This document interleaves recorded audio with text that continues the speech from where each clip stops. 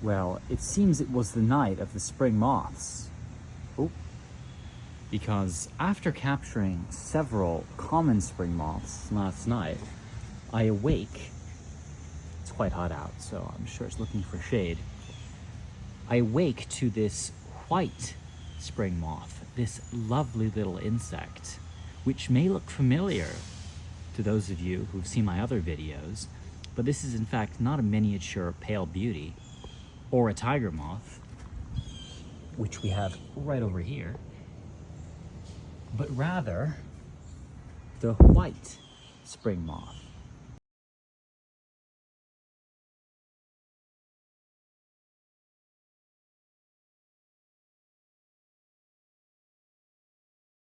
The moth has now moved once again, although I can't imagine it'll last very long on the hot cobblestone. Now, similar to the common spring moth, this is an insect you would expect to see in April or May, not in early June, and particularly not when it's 90 degrees out. So it was a bit of a surprise to me to find it this morning. It was first described in 1857 by French entomologist Achille Guénet, and it is a widely distributed species all across North America, but not one I have ever documented before, either at the trap or simply out in the field. But it's really an adorable little moth, and I'm thankful it was able to make its way over to the trap last night, even if pretty late in the season. And indeed, it was really inside the trap in one of the egg cartons, not merely attracted to the lights on the umbrella. So, you know, it does work.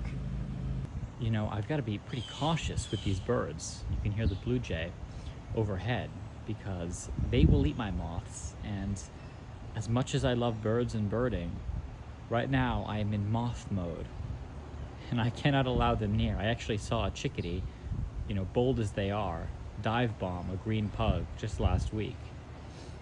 And I think the robins would likely do the same. So I'm keeping an eye on you. The 5-pound weight at the bottom is actually vitally important for counteracting the mass of the light fixtures, which would otherwise render the trap top-heavy and prone to toppling over, which of course would shatter my expensive UV bulbs. As you can see, it also allows me to place the egg cartons inside at an angle, which makes them more inviting to the moths overnight.